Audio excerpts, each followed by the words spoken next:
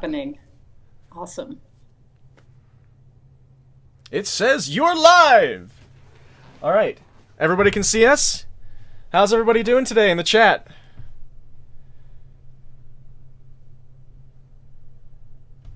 Yeah, it usually takes just a minute or so for everything to get going, and there's going to be a slight delay, but I'll go ahead right now, and I'll leave the floor to you for a bit here, Meike. Yeah, awesome. This is really, really cool. So yeah, what I told you before, what I want to do today is you were so kind and give me really good material. I think about 10 minutes of point play. And what I did is I picked out 7, 8, 9 points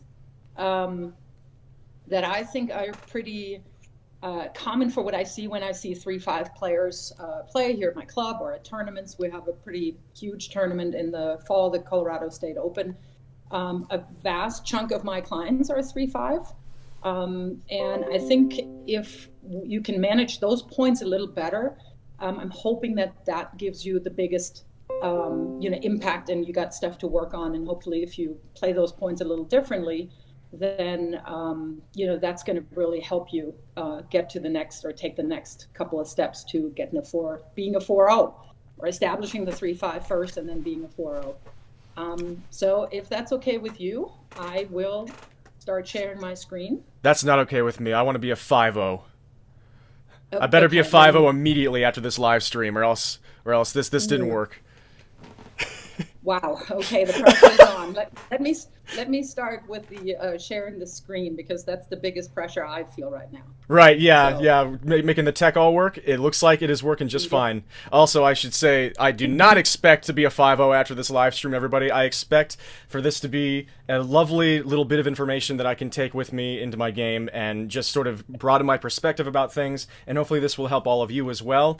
Once we get started going here, I probably won't be reading off chat messages for a little while, but once we're done looking at points here, there will be a Q&A session that we're going to open up questions that you can ask Meike, and then I'll be able to respond to all of you. But for now, this is just going to be Meike's show here, and it's going to be awesome, and I'm so happy to have her here. This is such an honor. First off, thank you so much for doing this, and I'm really excited. Pleasure.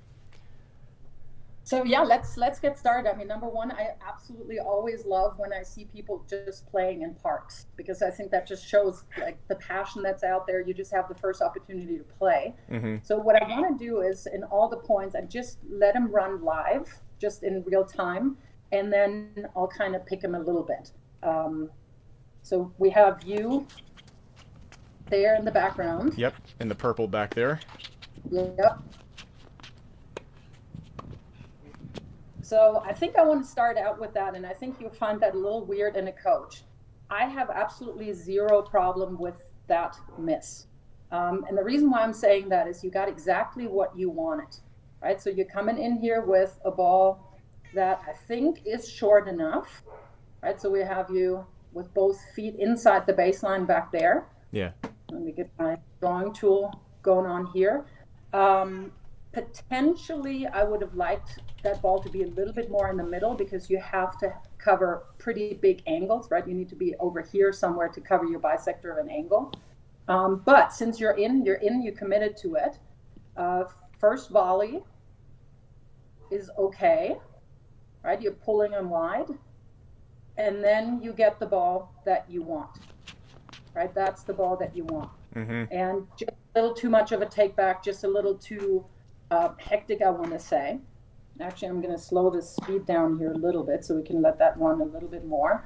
But yeah, to me, that's an okay miss. That's an okay error, because if you cut down on those, that's going to be huge. Just coming in at your level and putting pressure on somebody and having to pass you all the time is just really annoying. And that's one of the biggest things I think that will help you go from, where you are right now to a little higher level. So let's look at the next point. All right. This looks like a pretty cool app, by the way. I know, it's really fun. This one is a heck of a thing. And Z played really good defense. I mean, what I know is when, he's playing really smart, and I love that you put that in there. Uh, is he's really smart, uh, and he's making you hit balls, right? So if we're going back to the beginning of the point, what I want to point out is that you use your lefty forehand there really nicely to draw him out. Right, again, a very attackable. And you can see me now, right? Yes, I can see your screen. Everything seems to be working. I will do it a little more in a German fashion. So your, lefty forehand there is mediocre. It's doable. So that's how I was coached. Anyways, if you're coming in with that ball, I don't mind it because you're really fast. However, once you get to a little bit of a higher level, I would probably prefer, if you're out here, that you're actually coming in down the line. Yeah. The issue that you'll have when you play the ball cross court here is that Z has two most extreme angles, right? He can go down the line here, and he can probably roll a ball off here. So for you to cover this entire angle here, right, this whole area here, you have to be somewhere here in the middle, right? The bisector of an angle. So that's a hell of a lot of room you have to cover to there. But since you're committed, again, you're coming in. I like that. And now let's let that run a little slower. So you're coming in, you're getting into an okay volley position, again, because you're pretty fast. And instead of closing in then here, you're moving sideways, almost backwards to get this ball. Right, and you're hitting a swing volley. So those are opportunities. And that's just kind of, you're going like, rats, what am I doing? I'm just overhitting this ball. So can you still hear me here? Yes. Okay, good. So again, just simplify it a little bit on this volley here. Right, you're coming in. And literally what I think you could do is move into about here and just stick your racket out and redirect the ball to somewhere here. Doesn't mean that you necessarily immediately win the point. The way that I was coached was you have 3 opportunities to put the ball away, right? If you hit a winner off your approach, that's fantastic. You don't have to. If you hit a winner off your transition volley, that's the first volley here, then that's fantastic too, but you don't have to. But you need to put the third ball away, right? And by just hitting that swing volley here, you kind of deprived yourself of the opportunity to come in a little closer. I robbed myself of time. Yes. And whatever fancy stuff he's doing here is just really good because he's given you the opportunity basically to screw it up. I hate to say that, right? You hit one more ball. And I think that's just, experience that you're just not overhitting that, right? Roll it really, really heavily, bring the target in somewhere around here, and the goose is cooked. And that is something that you can work on, right? Those easy, so-called easy balls. That could be ball machine drills, right? That you're setting up the ball machine around here and you feed yourself fairly easy balls and you're just experimenting with getting way more rotation on the ball because you need pretty extreme rotation on the ball for it to come down really quickly because otherwise, you launch it right into the fence. All right, let's look at the next. And again, that's why we're here. I'm here to help. So next time you're playing that a lot cooler. So yeah, you stick your racket out. All right, so let's go to the next point here. Again, I'm doing this, speeding it up maybe a little more.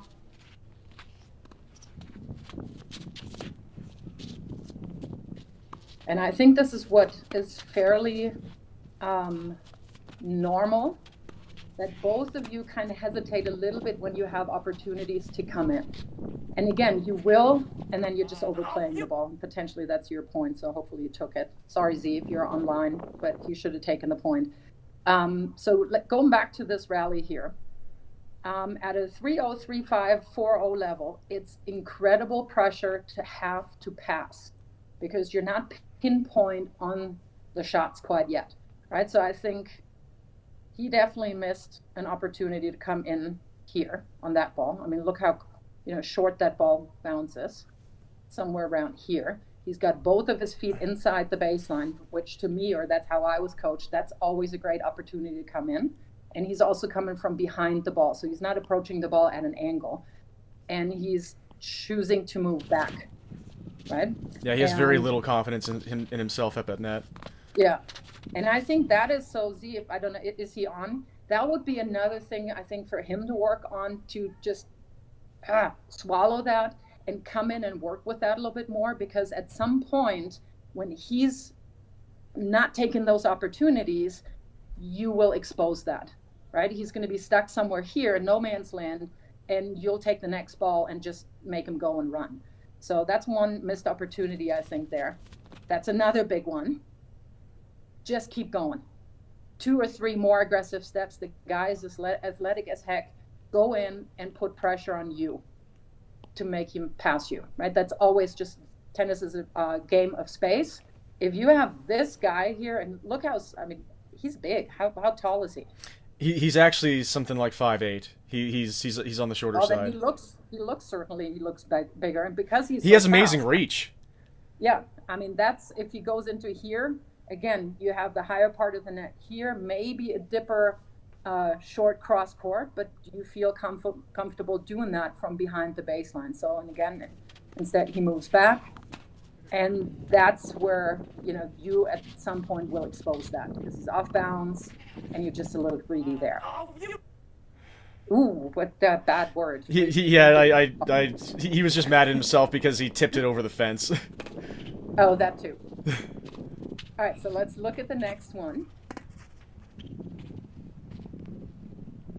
And what I'm seeing there is, again, a little bit, it's very similar to what I see with all my 3-5 players. Both of you structure the point through the inner third of the court a lot, right? And eventually that will spread out.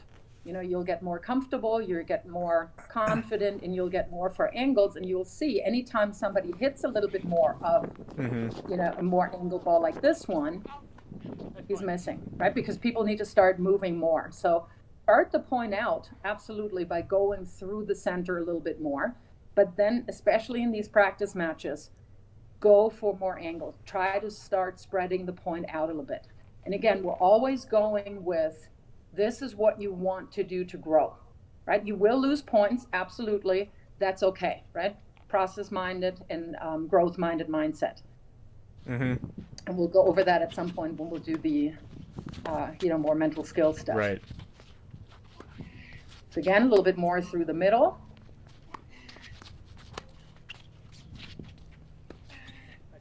Yeah. And that to me, a little much. Mm-hmm. Right? I think it's a good opportunity again. So let's look where the ball bounces.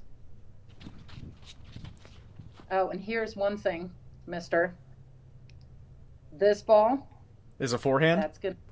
That should be a forehand, exactly. With your leftiness, man, especially, look at the grip that Z has on the backhand, right? It's a very vulnerable grip. He doesn't necessarily have the proper grip there. So if you can roll these balls with your forehand, just give yourself a good really conservative target, but just hammer that backhand there. That's going to really take you to another level. So I know we talked about that a little bit, right? That you don't feel quite as comfortable yet with your forehand.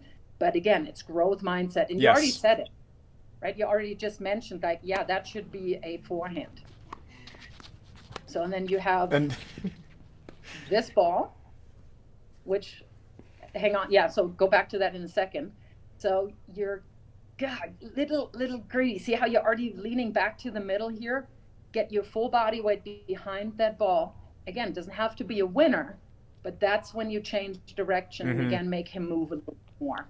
So I think that's an opportunity that I think you saw, but you're just going for a little bit too much. And again, that's experience. That's just playing hundreds and hundreds of matches to know that, okay, this is not something that I need to put away. This is a ball that I start really moving him around. So what are you hearing on that one? Absolutely, yeah. I'm remembering a lot of these points once I see them. It's been long enough that I'm like, I don't know exactly every shot that's coming, but that one, once I saw that last shot, I remembered instantly. Yeah, on that last shot, I was just trying to change the direction and get him on the move, but then Hmm. I simply don't have the footwork down for that sort of shot yet. Like it depends, because sometimes when I go for a forehand down the line, it is the shot that feels the most comfortable for my body, because I feel like I can quiet down all the little muscles, and it's actually when I'm the least frenetic. But then other times like that, it looks like that, because you can see I was moving back toward the middle too soon. And so I think when you said, yeah, it's more experience I need, and just playing so many more points and hitting more of those shots, I think that is the main thing that I need to be doing, and then just training the right way whenever I'm going Yeah. about those shots. Yeah, and I think that is really one thing. I saw a couple of your videos, and I think I see that a lot. I mean, Gates, where I'm coaching here in Denver, I've never seen that before. We have four dedicated ball machine balls, and I never see anybody move the ball machine away from the middle. Ah, So the next time you're going out, right? I mean, yes, you are playing a bunch of points through the middle, but most people then start struggling at that level when the balls have angles, especially when it comes from here from the outside.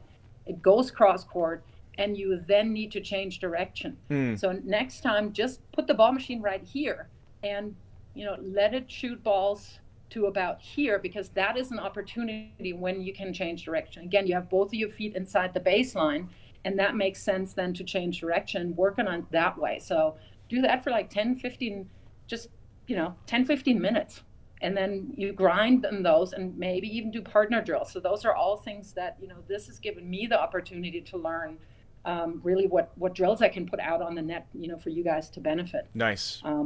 and for also women if they're out there, not just boys. So let me go to the next one, 23, because I feel that was a um, uh, fairly kind of common point. Mm. So see what's happening here. Good use of the backhand. Good. Yay! Again, though, as a coach, I love this point. Yeah, I actually wasn't too Don't upset I- about this one. Yeah. Obviously, I don't love that you miss it, but Mm-hmm. again, you're doing exactly what you're meant to do, right? You're playing this ball here. You see that he's stretched, right? Let's go back here and let's look at when he's striking the ball.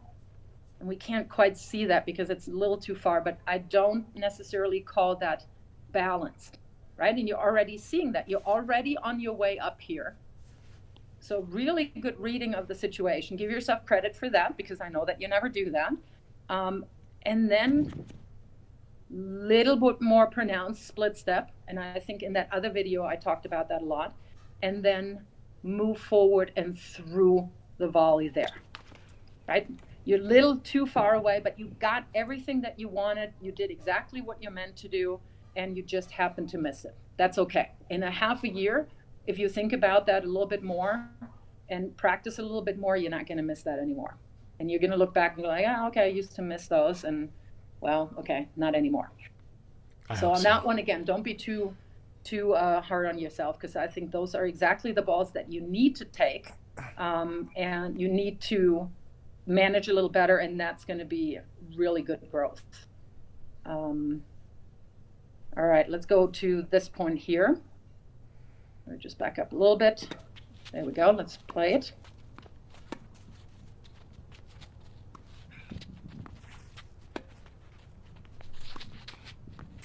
Good ball. Got him on the move a little bit. Got off balance there. Yep. Again, good ball. Yeah, Let's hold it here. yeah. I wasn't too unhappy with that ball for sure. Yep, the whole structure of the point, or structuring at the point, is good. Now, what do you see here? And this is something that you need to know what you're looking for. So what I'm seeing is, I see him moving backwards to get that ball. Mm. So what that tells me is he's not going to be able to step in and nail that ball. Mm. So I'm probably going to get a higher ball. And that's exactly, unfortunately, what happens. And you're closing in like a crazy person. So when you're seeing that, right, that he's moving your opponent, especially on the backhand, that he's moving backwards, come into about here. Ah. right? And then when he throws up this ball here, you're Ah. taking that maybe shoulder height instead of having to even jump. You know, even with your athletic abilities, that you make yourself, you know, work way too hard. You're making yourself hit a really difficult ball there. And to my mind, that wasn't necessary, right? So let's look at that again. You're reading it well that you're coming in. So short ball comes in here. Whoopsies, sorry, a little greedy on that. So here, just 2-3 yards even, right? Then you have a shoulder high volley, again, just redirect it, because a high backhand volley is, to my mind, one of the toughest balls that you can have. But I'm hearing from your yeah, that you're seeing that. I had never That's considered awesome. that before. That's something I never would have come to on my own. Changing Well, my and position that whenever I is, see somebody moving back, and because I get burned by lobs a lot, and not just yeah, like, perfect lobs and stuff like that, but just a situation where I know that the lob doesn't seem like it's that tough to deal with, but I always feel like I'm in the wrong place, but I never actually registered in yeah. my head that that was what was happening. Yeah, and that is also something, if you are starting to play doubles, or other players, if they're out there, they're listening right now. In doubles, same thing, right? If you're lobbing a pair that's up at net and they have to run back to get the lob, don't close in to the, with your belly button up net. Hover around the service line. If they then throw up, a shorter ball, you can always move up. Yeah. But if they, hit a really good defensive ball, then you're still in position. And again, I think you also want to give credit to Z, Mm-hmm. because it makes you hit balls. The Yes. guy is just not giving you anything where you get a freebie. So this is another one. I think we couldn't quite hear that. Oh yeah.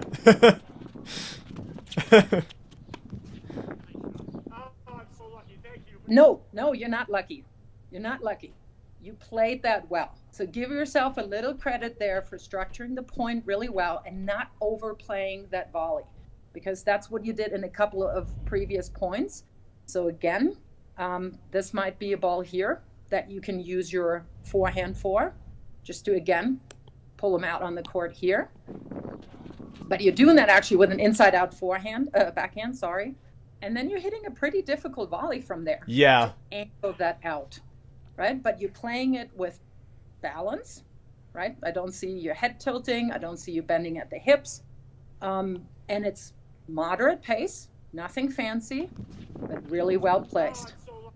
And at that point, give yourself some credit, right? And in German, we say, like, roll in it like a little piglet in mud, because little piglets in mud are happy. But that is something to celebrate, right? Those little things that I think hugely help, instead of just going external. It's luck. No, you played a good point, right? So go out there, pound your chest, whatever you dudes do. Yeah, actually, I did feel wonderful about that, the way it ended. The reason that I was saying what I said was because I felt like I actually could have come in after that very first slice, because I knew that it was going to be a bit awkward for him. And then I came in a bit late once I hit that inside-out backhand, and that's why I said that, because I thought that I put myself in the hardest position that I could have been in at net. But I was very happy that I hit the shot I did, for sure. Good. Okay, good. Yeah, because I'll hold you accountable for that. Let's go Good. Thank you. one more that I think also illustrates pretty well that as a lefty, you have a huge advantage, right? So to my mind, if I'm seeing you serve here, this, if I'm cutting that cord basically a little bit,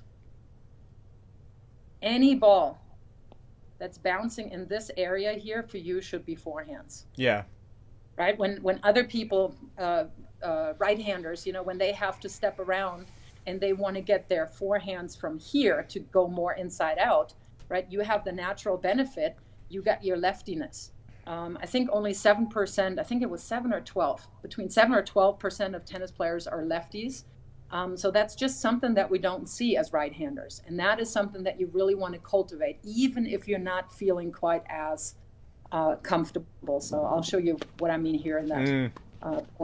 You see how you're stepping around, you're hitting a backhand, and it's a good backhand.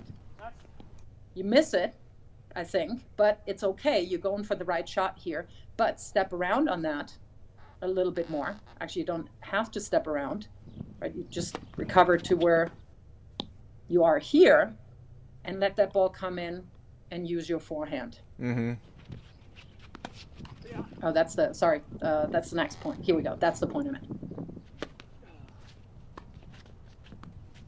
You're making it just a little too difficult. So those are things, again, can be ball machine. Let's go back to the last position here. Have the ball machine, set it up here, or, you know, whoever you're hitting with, your hitting partners, and their target is to go through the center.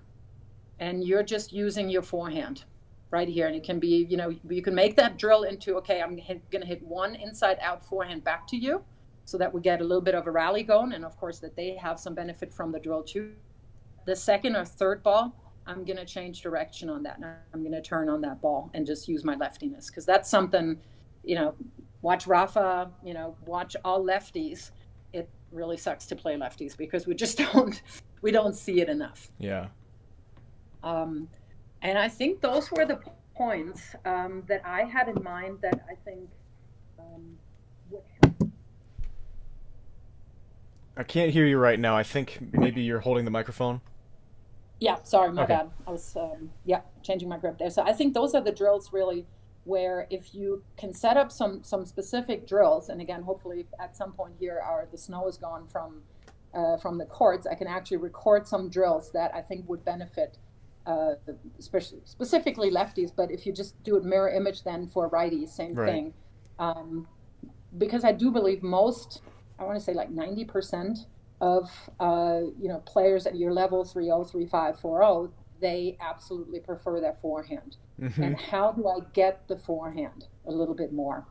So if I'm not screwing this up now, I'm actually going to come back here. There we go. Nice. I think I managed that pretty okay. You did. Look at You nailed it. Yeah, and this was Micah's first time using Discord. I was the one who brought her into Discord so that we could do this, and she has been learning extremely quickly, and she did a great job, I think. We're not done yet, though. Yes. No. Bring it on with the Q&A. Yeah, so... Actually, I have to say, Acing Tennis got me also into Discord, but I okay. confused for a second. So you're the one who actually made me do it then. Okay. Yeah, so at this point, all of you in chat, if you have a question that you would like to ask Meike Babel, the former WTA singles in the world number 27, and was it 45 in the world in doubles? Yes, correct. Okay. I don't know why I went for the number when I didn't actually know it, but it worked out. So yeah, if any of you have questions for Meike, I will act as the mediator. So in case there are ones that aren't as savory, I will not read them. But if you have any questions, I will read them out to Meike, and she will answer for you. So that is what we're going to be doing for this part of the stream. And thank you all for tuning in. It is amazing to see this many people here enjoying this content. I hope you are enjoying. I certainly have been. This has been helping me out inordinately, and I hope that you are all also getting some... I didn't make you cry, so I'm really happy. Not yet. Not yet. Yeah, there's actually a way that she made me cry a few days ago, and maybe we'll make some more content about that in the future. But for now, let's get into some Q&A stuff. And she made me cry in a good way. Let's say I forgot to say that it was in a very good way. So, Acing Tennis has the first question. He says, "Who is the most notable player you ever played, win or lose?" Martina Navratilova. Lost, but not horribly. So I think that was one of the best matches when I was very young. I think I played her when I was 17. Martina Hingis, Steffi Graf in doubles a couple of times. Got our butts handed to us, unfortunately. Anna Kournikova. Yeah, I think those were the biggest ones. That's amazing. Well, okay, we're getting some questions now. So Karen, hi Karen, says, how to stay loose and hit freely under point play pressure. That's if I had known that a little bit better when I was playing, I possibly would have been a little better too. So the one thing that you notice when you're getting tight, right, is your breathing really gets shallow and fast. So that's when you really have the luxury in tennis that you have, 20 seconds or 25 or whatever the server's pace is. So go back to the back fence and really take a couple of deep breaths, because that's your brain needs oxygen is number one. And that way you kind of fight that fight or flight response that you get into when you're under stress, because it doesn't matter what level you are, doesn't matter where you play. Tennis is a hugely stressful sport. It's under a microscope, it's just you. And that can cause us to really get into that stress reaction. So breathing deeply, and really taking your time between points is what really helps with that. Helped me once somebody told me and taught me that, actually. And it's helping players now that I'm working with. Excellent. John Thompson says, and I feel like this is something that could be based on personal preference, but he asks, where is the best place to put a camera for analysis? I think that's almost like, Seirea can tell you a little bit more. For me as a coach, when I analyze shots, I want to see him from all three sides. I want to see him from the front, I want to see him from the side, I want to see him from the back. And that's ideally with the tripod. If you do match play, I think spot on with what Seirea is doing, what Acing Tennis is doing from above. I don't necessarily need to see that much from the other guy. So if the background, the player in the background sometimes gets cut off a little bit, that's fine. Good. I mainly want to see what you're doing, if you can have enough points in the forefront.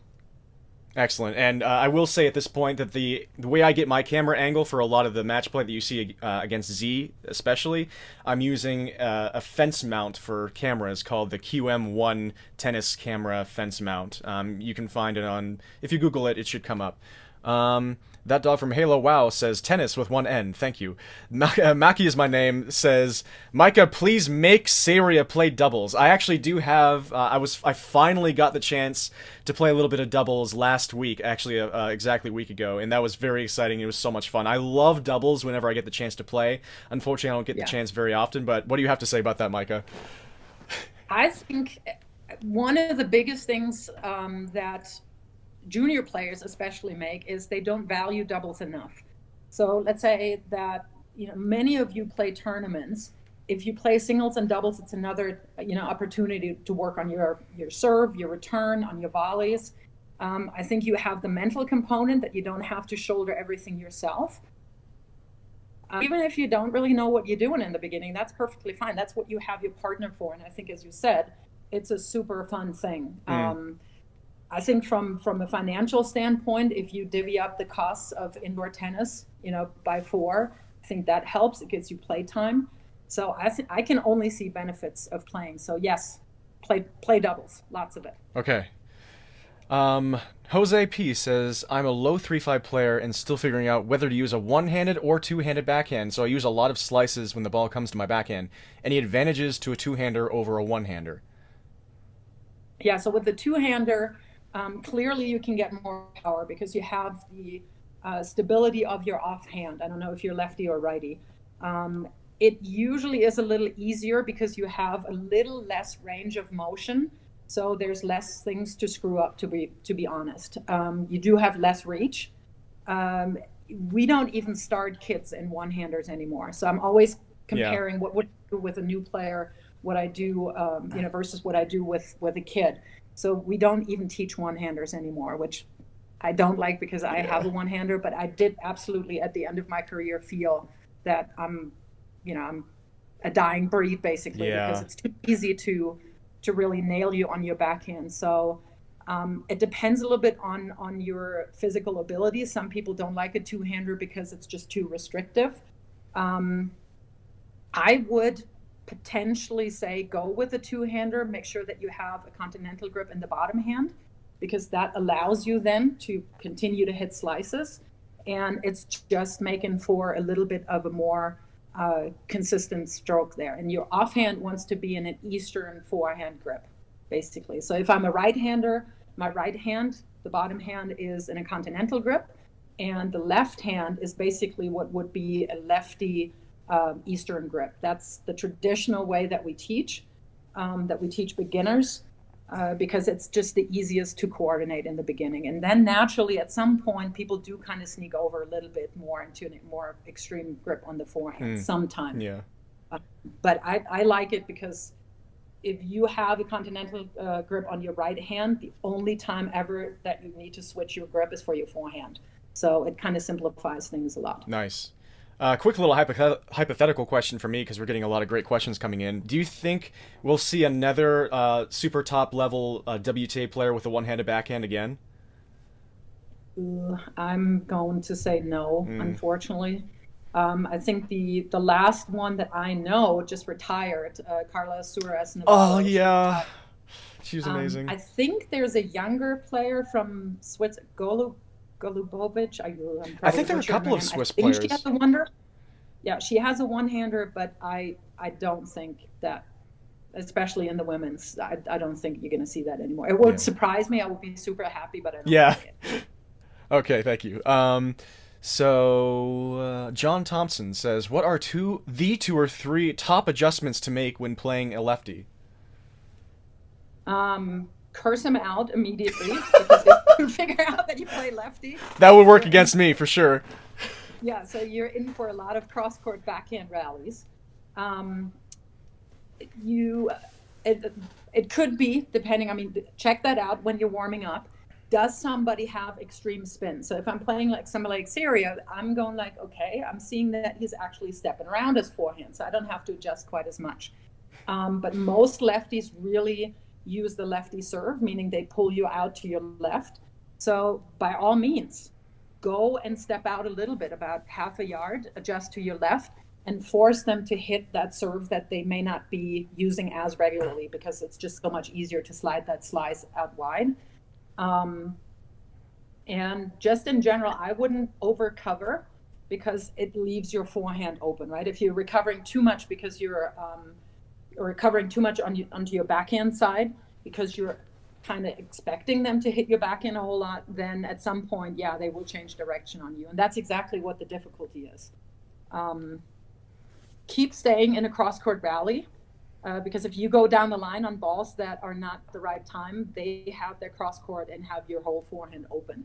So I think the biggest adjustment is really on the return of serve. Okay.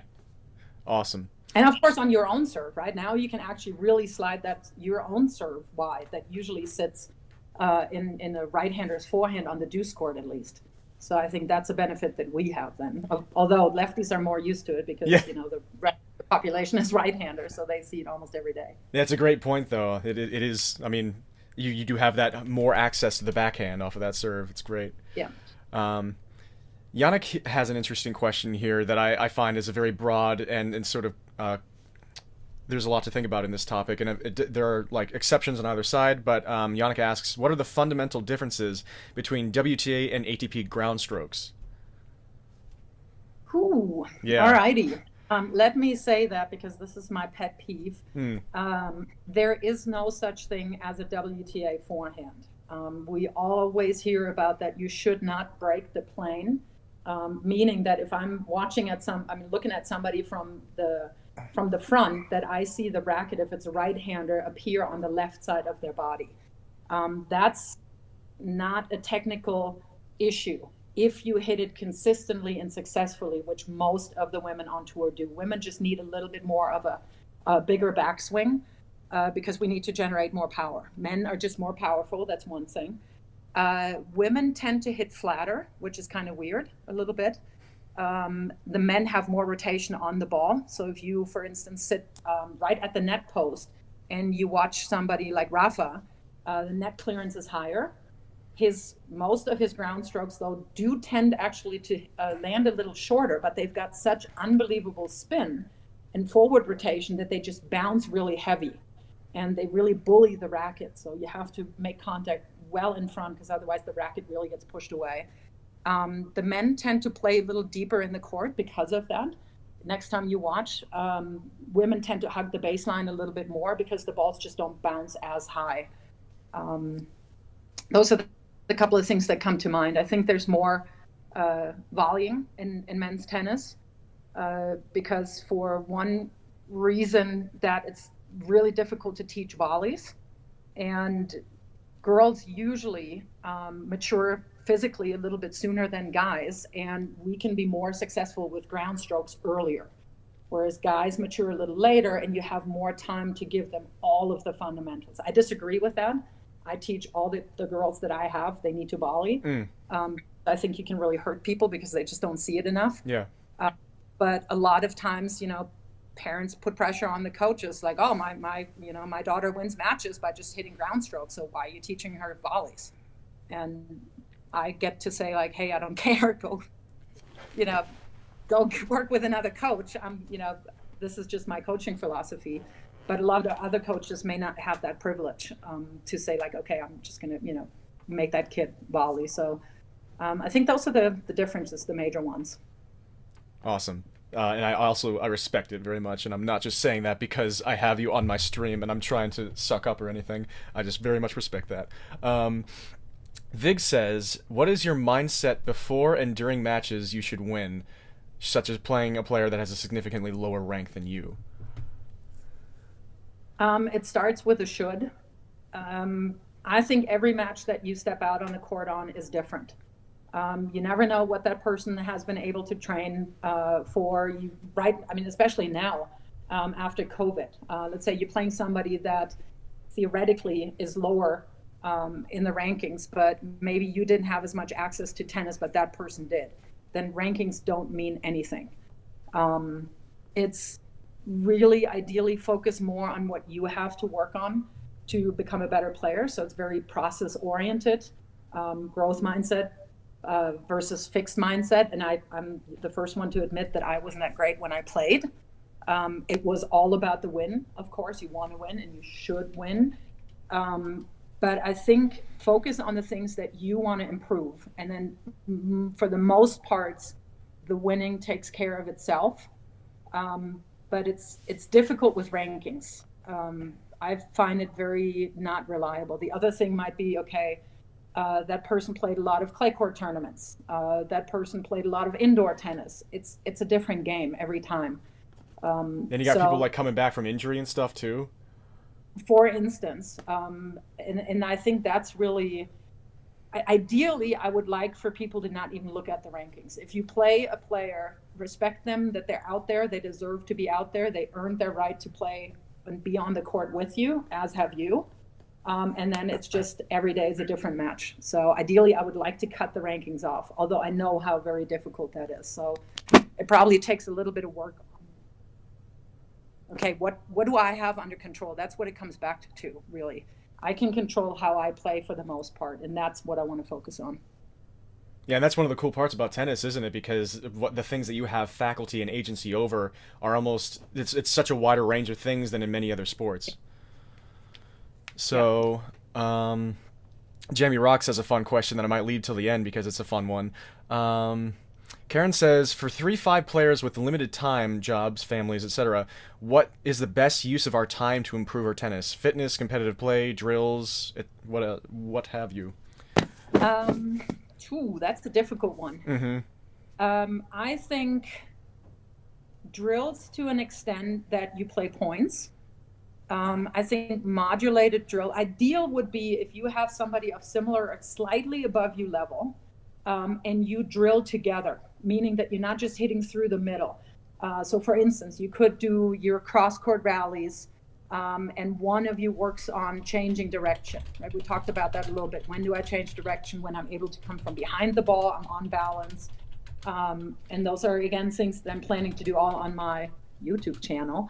You're giving me ideas there. I think drilling and playing points, to be perfectly honest. I think fitness, if you can, is also super important.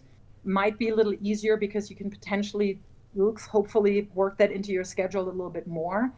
But when you have court time, drill and then play points. So if you have, let's say, an hour and a half, I would say spend 45 minutes of modulated drills, have a purpose when you come out, and then play points with serving, because that's one of the things that if I see our own drills here at the place where I'm teaching, when we have 6 people on court, or 4 now with COVID, we hardly ever serve because people don't want to serve, and then they come back and go like, oh, I played so horribly. And it's like, well, when was the last time you served?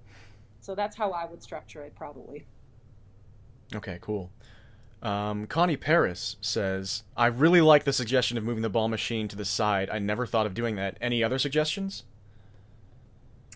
Yes. Start slow. Don't just use the setting that the previous person has put in, because that's another thing. So ask whoever the staff is at the club where you're at to explain to you, please, how to change the settings, because not everybody knows. And different machines work differently. I would start slower, and whatever skill you're working on, so let's say forehands cross court, start with a little bit of a slower pace. Once you're making enough repetitions, you feel you warm, you move well. By the way, you can always warm up before you go on court, right? So let's say you have an hour, maybe come 15 minutes before. You warm up in the parking lot, jump rope, stretch something, so that you're not wasting your court time to physically get warm. But then once you've hit enough balls and you're okay with your targets, then increase the pace a little bit. Or many of the machines that we have now, they have different height, they have different spin. You can make it shoot out slices. And then work towards the shot that you have more issues with. I wouldn't necessarily start with the one that you have issues with, because it's getting frustrating. And then you have to decrease pace. And that's just from a mental side. You always want to go from success to more success instead of not success, and then I'm kind of having to dial down everything. All right. Do you want to go till 8 p.m.? Or I guess that's 7 p.m. for you, right? Does that sound... Or no, that's 6 p.m. for you. Does that sound okay? Yeah. Okay. Yeah, sure. Let's go with a couple more questions. Sure. So Yannick has another question. Difference between playing on hard true and European clay. Ooh, you fall on your hiney a lot more, depending on where you are. Wait, which one? The European clay, and it depends a little bit. So if you go on more Northern European clay, and I would almost count Germany with it, that's actually sand a lot of times. And if whatever you see at Roland Garros, that's actual clay. So the particles are a lot smaller, and there's more of the particles, which just gives you way less friction actually. So you slide a lot more. Also, southern climates are usually a little drier, a little warmer. So warmer clay is just not as grippy. I'm not sure if that's a word, but I made it one. Actually, I think it is. That's a great word. So yeah, grippy. It's a great word. So I would say you slide more, you slip a lot more, whereas hard true, I think, is just a little heavier. It also tends to play a little faster in Europe, depending on where you are, and what the surroundings are. But usually I find hard true is just a little slower. Okay, cool. Andrew H24 says, when should I be slicing and when should I be driving my backhand? Great question. Slicing, I think I learned slicing as a defensive mechanism first, or as a defensive tool. So stretched when I'm being pulled up on lower balls, when I can't get under the ball really is a great time to slice. When you're getting a little bit more aggressive, you can use it as an approach shot because it keeps the ball really low. You're already ideally in your continental grip. And if you chip it pretty well, they have to lift the ball up to you, so you get higher volleys. I think as a tactical tool, you can use it when you want to interrupt somebody's rhythm, right? Because it's a different spin, it's a different pace of the ball, so that's maybe a little bit more of an aggressive mindset. But definitely when the ball is lower and when the ball is a little shorter, that's when I would use the slice. Okay, thank you. I have my own question here. So, you get first dibs. Awesome.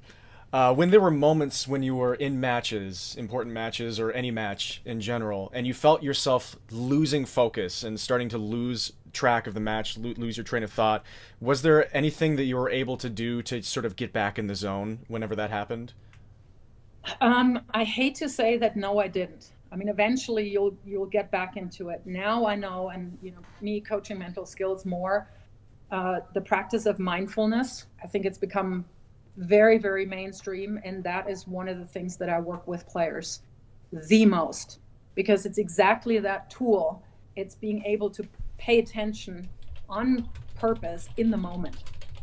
And that's something, I mean, most all of the top players, if you look at Bianca Andreescu, Stan Wawrinka, Djokovic, Iga Swiatek, they're all practicing mindfulness. So back when I played, that was not anything, I didn't know about it, and I doubt that anybody else did. And if they did, they never shared. But that is something really very simple, yet not very easy to do. But it's a great practice because it's helping you in everyday life. You can practice it for everything. But I think if you feel that you're losing focus, again, check what you're looking at, because your eyes are your main information intake system. If you kind of feel yourself straying all over, I'm looking at the next court, or I'm looking at, I don't know, at my watch because I'm having to figure out what I'm doing next or something. Try to keep your eyes contained, and also take a couple of deep breaths, because that you can make into an anchor that kind of focuses you. So that's what I would say. But mindfulness is definitely something that I teach, I coach. And to me, that's just a panacea. It's helping so many things. I can't stress enough how valuable of a tool it is that I never had at my disposal. Yeah, I'm sorry to hear that. But I'm it's super awesome that you're using that and taking that experience and using it to help other people post career here. And I will give you two more questions, I think. The first one is from Meike, is my name, saying, how important is weight training? Any core lifting routines you recommend, specifically for recreational 3-5/4-0 players? Yes, important. That is more a question, really. I would seek out a professional, to be perfectly honest, because one thing is, if you don't do it right, you can get injured really quickly. So that's a personal trainer. And I know that a lot of places kind of do these checkups, evaluations. I would check if that person has any idea with tennis, because yeah, you do need specific exercises. A lot of things that you see now that the pros do is with pretty light weights, that I think even we as now normal, I mean, I'm counting myself into that group as mere mortals, we can do. But I think that's more really a question for a professional. I mean, I wouldn't necessarily want to tell you, but any core stabilities like bows and toes, side planks, any of that stuff where you work on your entire core stability, those are crucial, just to make sure that you're not getting injured, because I think that's the biggest thing that most recreational players struggle with. It's, if they start to train, then they get injured. And really what we're trying to prevent. Yeah.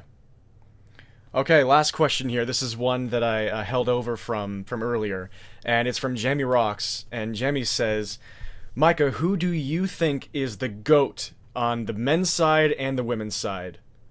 This is the most important question yet, and you better answer correctly, let me tell you. This is for the entire coaching career.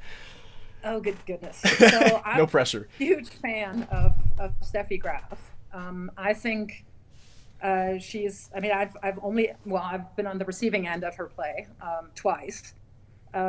Just the focus, I almost want to say the insanity with which she was able to just focus on what she was doing was incredible. So I think she's right up there. I do have to say, though, it's Serena.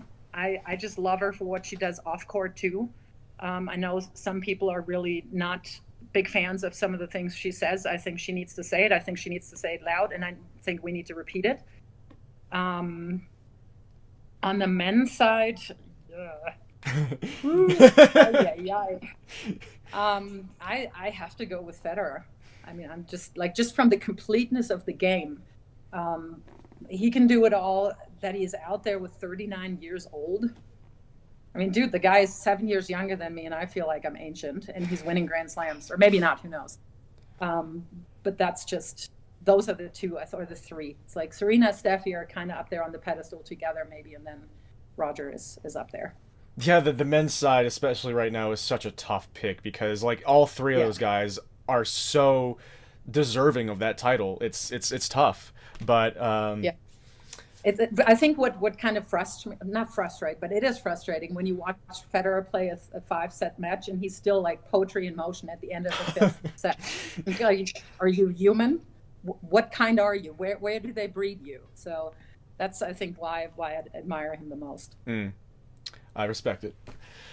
And on that note, it has been such an honor and a pleasure, and it's just I'm so grateful for this opportunity to be able to do this, to bring this content to everybody via my channel, and hopefully present like give a platform for you to sort of Thank you. get more exposure for the tennis world, especially as tennis YouTube is sort of starting to really take off here in this last year. This has been so cool, and I have to thank Acing Tennis again, who is in chat, who just put the last message in, for connecting us. And Yeah. yeah, thank all of you so much for being here. It's so amazing to see all of you, 40 here right now, amazing. And once again, I will leave the floor to you, Micah, if you have anything you want to say here. Well, I think I have to give the compliments right back to you. I mean, this is a new experience for me, but I think it's a wonderful experience because really you guys, I mean, Acing Tennis, you are all exactly the players that I coach and that I enjoy coaching the most. So it's really also, I mean, I'm super grateful for you to give me that opportunity, and I second that. Acing Tennis, you rock. And we're going to do this again. We're going to, keep doing this stuff. Awesome. And we'll see you next time. Yeah, and like I said here at the bottom of the screen here, if you are a tennis YouTuber or you just have tennis clips on YouTube in general, and you would like to work with Micah exactly like this, she is extremely open to doing this exact thing with basically anyone from the 3-0 to the 4-5 level. As long as you're a respectable human being, I don't want to send trash her way, so don't do that. But yeah, let me comment on this video if you are interested in working with Micah, or go to her channel and comment on her videos there. She will surely see you there. And subscribe. I forgot to really push that home. Subscribe. Absolutely. Yeah, subscribe to Meike Babel. I have links to her channel. I have a link to her channel in the description of this live stream. If I don't, then I did something seriously wrong here. And if you enjoyed this, and you're not subscribed to me, then feel free to do that as well. Because I have a lot of tennis content in the works for now and for the foreseeable future, because this is really fun. And stuff like this makes it way more fun than I ever imagined. I never thought that this channel was going to go in this direction, and here I am talking with a former WTA player and a current coach, and really enjoying everything and just loving it. And it's such an honor, and just thank you all, and thank you, Micah. And this has been absolutely glorious. Sure. Oh, my Mega Mind, no! Yeah, that's fine. But yeah, this is, like I said at the beginning here, this is going to be archived on YouTube as a regular video, so if you got here at the end, or you missed out, then you can be able to watch through the entire thing.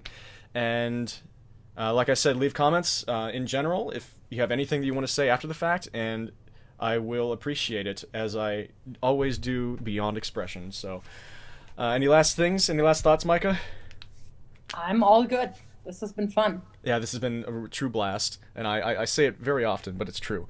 And so with that, everybody, it is, just thank you, and I wish you all the very best, and have a great one. Till next time, dream on, friends. Peace.